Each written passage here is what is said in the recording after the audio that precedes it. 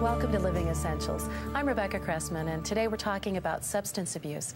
With us today are Dr. Gordon Lindsay, the chair of the Department of Health Science at BYU, Stephen Bidoff, he's an author and executive director of a residential treatment center, and Elder Merlin Baker, an author and mission coordinator with the LDS Addiction Recovery Program. Welcome to each of you. Elder Baker, you've been patient in the first part of this conversation, and you have ample experience now working with the LDS Recovery treatment program, and there's some other myths and misconceptions out there that you see, and debunk some of those for us as well. Well, one of the myths that I see relates to treatment. I think a lot of parents particularly believe that they can put their child, their adolescent, into one treatment program, maybe a 21-day residential program or an outpatient program, and then at the end of that program, once that's completed, they figure, well, treatment's been completed, my son or my daughter's fixed, we can go home and continue on with our life as normal. And then when the son or daughter relapses, maybe 10 days after that, they're very upset, they don't understand. And treatment is an ongoing process. It can go on for months or decades. It can go through many treatment episodes. And so it's more or less a lifetime process. And parents need to understand it's not that the treatment program failed, it's just that relapse and this disease is a continuing process. And that's one of the myths. Another thing that I think people don't understand is what we call the problem of dual diagnosis, that there's a large percentage of alcoholics and drug addicts who have underlying psychological or psychiatric problems. I believe that some of the figures that I've seen is that about 37% of alcoholics and about 52% of drug addicts have either depression, anxiety, bipolar problems, schizophrenia, or other types of mental or emotional problems which underlie or overlie their addiction, and that these problems have to be treated along with their addiction problems. And so when a family goes to a treatment counselor, they have to be aware that they have to treat both of these problems together, or else they're not going to get successful treatment for their son or daughter or their spouse.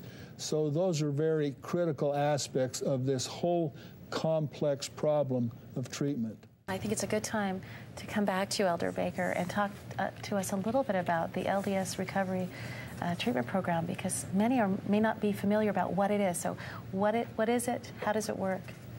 Well, the LDS 12-step program, which is under the direction of the LDS Family Services, has taken the Alcoholics Anonymous 12 steps and they have modified them to a certain extent.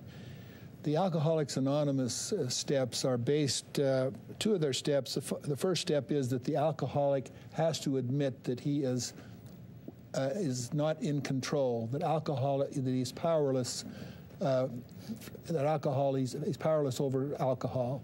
And secondly, that he has to admit that there is a power higher than himself, that he needs help. Well, in Alcoholics Anonymous, they do not designate who that higher power is. They let the individual describe or tell who his higher power is. It might be God, it might be nature, it might be anything. But in the LDS 12 steps, we have designated the Savior and his atonement as that higher power. And so in our 12-step program, we try to have the individual have a spiritual reawakening, and he makes the higher power Jesus Christ.